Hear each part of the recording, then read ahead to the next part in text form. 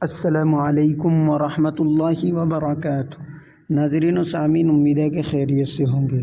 دوستو، آج کا پیغام ہے تبلیغی جماعت میں وقت لگانے والی عوام کا ان علماء سے رابطہ ضروری ہے جو تبلیغی جماعت سے وابستہ نہیں ہیں۔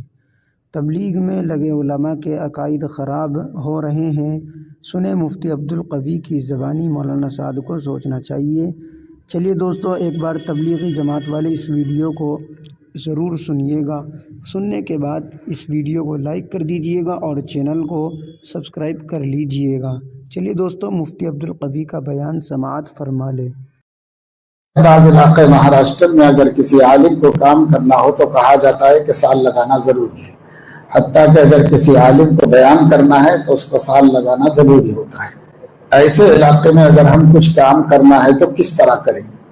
اگر کوئی عالم سال لگانے کا ارادہ بھی رکھتا ہے تو اس کو نظام الدین کا پابند کیا جاتا ہے، اور اگر کسی نے مجبوری کی وجہ سے سال نہیں لگایا تو اس کی بات سنی نہیں جاتی، نہ کوئی بیان کرنے کا موقع دیا جاتا ہے۔ ایسی حالت میں ہم کو کیا کرنا چاہیے؟ سال لگانا کوئی شریعت کا حکم تو نہیں، نہ قرآن حدیث کی نص سے ثابت ہے۔ ایک نظام ہے کسی جماعت کا، عالم اس کا کیوں پابند ہے؟ عالم اس کا پابند نہیں۔ عالم نے ایک وقت لگایا ہے اور علم دین حاصل کر لیا ہے، اب اس کا کام یہ ہے کہ لوگوں تک دین پہنچائے۔ ایک چلہ لگا کر تبلیغ کر سکتا ہے تو 8 سال پڑھ کر تبلیغ کیوں نہیں کر سکتا؟ تو وہ خود تبلیغ کرے اور لوگوں تک دین کی باتیں پہنچائے۔ اس کے لیے اگر علاقے کے جہلاء کا اصرار اس پر ہوتا ہو یا نام نہاد علماء کا بھی ہوتا ہو، کیونکہ بعض لگے ہوئے عالم بھی یہی بولتے، اس لیے اگر نام نہاد علماء اور علاقے کے جہلاء سب مل کر اصرار کر رہے ہوں، وہاں کام کے آثار نہیں نظر آ رہے ہیں تو ہجرت کرو، اور ہجرت کر کے کسی ایسی جگہ چلے جاؤ جہاں پر کام کر سکتے ہو۔ وہ 1 سال بھی مکاتب کا کام کرو، وہ 1 سال بھی امت مسلمہ کے عقائد کو درست کرنے کا کام کرو۔ آپ وہاں جا کر سوائے روٹین کے کچھ بھی نہیں کریں گے، آپ سے کوئی کچھ نہیں سیکھے گا۔ علماء لے جائے جاتے ہیں، ان سے کچھ نہیں سیکھا جاتا، ان کو سکھایا جاتا ہے کہ وہ پابند ہو جائیں اس نظام کے بس قدر، ان سے کچھ نہیں سیکھا جاتا۔ ہاں، انہیں لے جاؤ مسائل سیکھنے کے لیے، عالم کو لے جاؤ کہ بھائی عالم رہے گا تو دین کے مسائل سکھائے گا۔ ہمارے شہر میں تبلیغ کا کام ہوتا ہے، لیکن ہم غیر عالم ہیں، ہم کبھی اس کام میں حصہ لیتے ہیں، مگر ہمارے شہر میں تبلیغی جماعت کے ذمہ داروں اور علماء کے درمیان کافی آپس کے مسائل ہیں۔ ہمیں سمجھ نہیں آتا کہ ہم تبلیغ کا کام کریں یا نہیں، کیونکہ جماعت کے ذمہ دار شہر کے علماء کو اہمیت نہیں دیتے۔ ایسی صورت میں ہمیں کیا کرنا چاہیے؟ آپ اپنے دین کی پابندی کے واسطے، نمازوں کا اہتمام سیکھنے کے واسطے جماعت والوں کے ساتھ رہیں، نماز کی پابندی کریں، ہو سکے تو تھوڑا وقت اگر آپ ان کے ساتھ لگائیں، اس شرط کے ساتھ کہ کسی عالم سے آپ کا تعلق ہے، اور عالم تبلیغ میں لگا ہوا نہیں، جو نہیں لگا ہوا ہے اس عالم سے اپنا تعلق رکھیں، اس لیے کہ لگے ہوئے اسی سانچے میں ڈھلے ہوئے ہیں، اس لیے وہ آپ کو صحیح فکر کی رہنمائی نہیں کریں گے۔ اور تجربے کی بات ہے، مطلب کسی پہ الزام نہیں، تجربے کی بات ہے۔ اچھی صلاحیتوں، قابلیتوں کی بڑی بڑی کتابیں پڑھانے والے وہ لوگ بھی اتنی اندھی تقلید کر رہے ہیں اور اتنی اندھی باتیں کر رہے ہیں کہ الامان الحفیظ۔ عوام تو بیچارے جہالت سے اس میں مبتلا ہوں گے، لیکن خواص جان بوجھ کر ایسی باتیں کرتے ہیں کہ ان باتوں کی وجہ سے عقیدے خراب ہو رہے ہیں، اور یہ کوئی ڈھکی چھپی بات نہیں ہے، یہ سب کھلے عام آنکھوں کے سامنے ہے۔ جو لوگ اہل السنت والجماعت کے عقائد کو اچھی طرح جانتے ہیں وہ جان رہے ہیں کہ اس جماعت کے لوگوں کے عقیدے خراب ہو رہے ہیں، عوام ہی کے نہیں، علماء کے بھی خراب ہو رہے ہیں، علماء کے بھی عقیدے خراب ہو رہے ہیں۔ اس لیے تبلیغ کا کام، محلے میں گشت کرنا، لوگوں کو نمازی بنانا، خود نمازی بننے کے لیے توجہ دینا، کرو، ضرور کرو، لیکن ایسے عالم سے تعلق رکھو جو عالم ربانی ہے، جو حق کو حق بولنے میں جانبداری سے کام نہیں لیتا۔ ایسے عالم کے پاس جایا کرو، بیٹھا کرو، جو باتیں کھٹکے ان سے پوچھ لیا کرو، جو باتیں غلط ہیں ان کی اصلاح کر لیا کرو، تو پھر کوئی حرج کی بات نہیں۔ ورنہ میرے تبلیغی کام اور تبلیغی علماء ہماری ہدایت کے لیے کافی نہیں ہے۔ حضرت نے جو بات فرمائی ہے نا کہ ان علماء سے رابطے میں رہنا چاہیے جو علماء تبلیغی جماعت سے وابستہ نہیں ہیں، تو یہ بڑی اہم بات ہے، اس کے بڑے فوائد ہیں۔ بعض رات جو تبلیغی جماعت سے وابستہ رہتے ہیں وہ اسے مخالفت پر محمول کر لیتے ہیں اور پھر اس کا بہت نقصان ہوتا ہے، حالانکہ اس طرح کی بات نہیں ہے۔ یہ دیکھیں اہل علم پہلے سے اس طرح کی باتیں کرتے چلے آئے، اس لیے کہ ان کو پتہ ہے۔ آپ یہ دیکھیں حضرت مولانا شاہ حکیم اختر صاحب رحمۃ اللہ علیہ، حضرت یہ فرمایا کرتے تھے کہ جو تبلیغی جماعت میں علماء لگ جاتے ہیں اور ان پر تبلیغ غالب آ جاتی ہے تو ان سے تو مسائل بھی معلوم نہیں کرنے چاہیے، اور پھر اس کی مثالیں بھی حضرت نے دے رکھی ہیں۔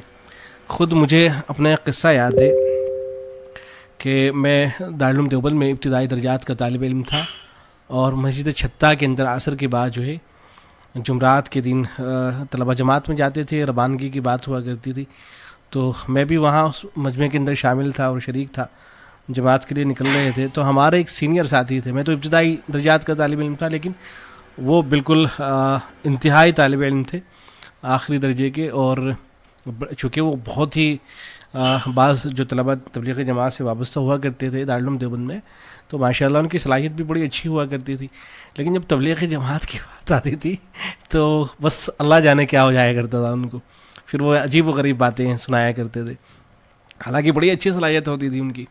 تو اسی طرح کے وہ صاحب تھے، تو وہ قصہ سنا رہے تھے اور کسی بہت بڑی شخصیت کے حوالے سے قصہ نقل کر رہے تھے، کہہ رہے تھے کہ کوئی بہت بڑی شخصیت ہیں، وہ یہ فرمایا کرتی تھی کہ آج اگر حضرت مولانا الیاس صاحب کاندھلوی رحمۃ اللہ علیہ اپنی قبر سے اٹھ کر آئیں اور آ کر یہ کہیں کہ تم جو یہ تبلیغ کا کام کر رہے ہو یہ سب کا سب غلط ہے، اسے چھوڑ دو، یہ میں نے جو کچھ سکھایا تھا تمہیں کہ ایسے ایسے کرنا ہے تم سب کو، تو وہ سب کا سب غلط تھا، یہ سب چھوڑ دینا چاہیے، بالکل بھی یہ سب تمہیں نہیں کرنا چاہیے، تو ہم ان کی بات ہرگز ہرگز نہیں مانیں گے اگر وہ قبر سے اٹھ کر آ کر بھی کہیں۔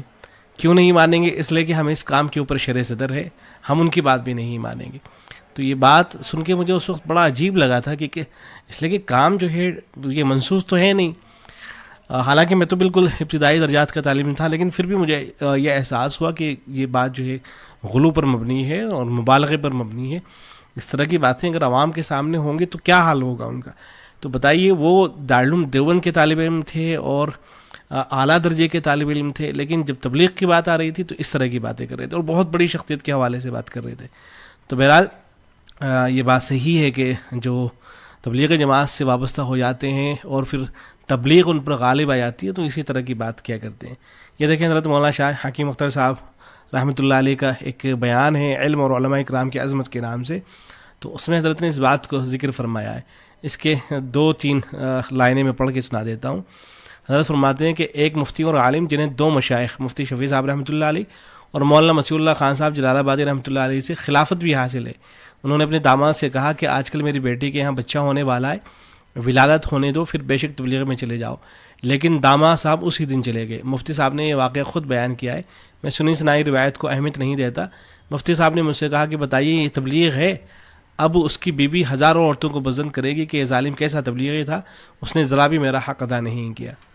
ایسے پھر آگے حضرت نے فرمایا کہ دیکھو میرے دوست قاضی صاحب یہاں بیٹھے ہیں، تبلیغ میں انہوں نے عمر لگائی ہے، لیکن مولانا شاہ ابرار الحق صاحب رحمۃ اللہ علیہ سے انہوں نے پوچھا کہ میری بیوی کو فالج ہو گیا ہے، سری لنکا میں تبلیغی اجتماع ہے، تو میرے وہاں جانے سے اللہ راضی ہوگا یا بیوی کی خدمت کرنے سے؟ یہ بات آپ کسی جو تبلیغ جماعت سے وابستہ حضرات ہیں، چاہے علماء ہوں یا غیر علماء، ان سے اگر پوچھے جا کے تو وہ تو یہ کہیں گے کہ بھائی مجاہدہ اس میں ہے کہ آپ جو ہے اپنی بیوی کو چھوڑ کر تبلیغ جماعت میں نکلیں، جو اس وقت اہم تقاضا ہے اس کو پورا کریں، وہ تو یہی جواب دیں گے۔ تو حضرت نے فرمایا کہ بیوی کی خدمت میں رہنے سے اللہ زیادہ راضی ہوگا۔ اب بتائیے، یہ بات تو پسند بھی نہیں آئے گی کہ ایک اس طرح کی بات کر رہے ہیں، اس پر فالج گرا ہوا ہے، شوہر کے سوا کوئی دوسرا یا اس خدمت کو انجام نہیں دے سکتا، ہر جگہ ہاتھ نہیں لگا سکتا، لہٰذا سری لنکا سے جو کچھ ملے گا وہ سب تمہیں یہی مل جائے گا، بلکہ زیادہ ملے گا۔ حدود کی رعایت کے ساتھ دین کا کام کرو، حدود کو توڑ کر نہ کرو. جیسے حج کے موقع پر 9ویں تاریخ کو اللہ تعالیٰ عرفات میں ملتے ہیں, اس وقت کعبے سے لپٹنے سے اللہ نہیں ملے گا. 9ویں تاریخ کو سب حاجی میدان عرفات گئے اور یہ غلاف کعبہ پکڑ کر رو رہا ہے اور کہتا ہے کہ میں اللہ کے گھر کو نہیں چھوڑوں گا, یہ بے وقوف ہے, اس کا حج نہیں ہوگا. اس لیے دوستو علماء کے ساتھ رہو اور قرآن و حدیث کی روشنی میں رہو. پھر آگے حضرت فرماتے ہیں اب بتلائیے کہ اگر کوئی غیر عالم ہوتا اور تبلیغ کا جوش ہوتا تو یہ کہتا کہ ارے میاں بیوی کو چھوڑو, سب اللہ سے ہوتا ہے, اللہ سے سب ٹھیک کر دے گا, جاؤ تم نکلو نکلو. اسی لیے میں کہتا ہوں کہ تبلیغ میں وقت لگانے سے پہلے علماء سے مشورہ پوچھو کہ ہمارے دل میں کوئی حقوق تو نہیں, پھر جو وہ بتائیں اس پر عمل کرو. اور علماء بھی وہ علماء جن کے مزاج میں اعتدال ہے, اور علماء بھی وہ علماء جن کے مزاج میں اعتدال ہے. چنانچہ حدیث میں آتا ہے کہ قاضی فیصلہ نہ کرے جب اس پر حال غضب غالب ہو جائے. تو جن پر تبلیغ کا حال غالب ہو گیا وہ علماء بھی اس قابل نہیں کہ ان سے مسئلہ معلوم کیا جائے. اس جملے کو پھر سے سنیں, جن پر تبلیغ کا حال غالب ہو گیا وہ علماء بھی اس قابل نہیں کہ ان سے مسئلہ پوچھا جائے, کیونکہ وہ مغلوب الحال ہو گئے. لہذا بعض ایسے نادان کہتے ہیں کہ علماء کے لیے نوچ اللہ ہے, جس کا مقصد یہ ہے کہ ان کو اتنا رگڑو کہ ان کی علمی شان باقی نہ رہے, وہ مغلوب الحال ہو جائیں, یعنی غالب الاحوال نہ رہیں. تو یہ ان چیزوں کی اگر رعایت ہو تو پھر کام کا فائدہ ہوتا ہے, رعایت نہ ہو تو الٹا نقصان ہوتا ہے. اللہ رب العزت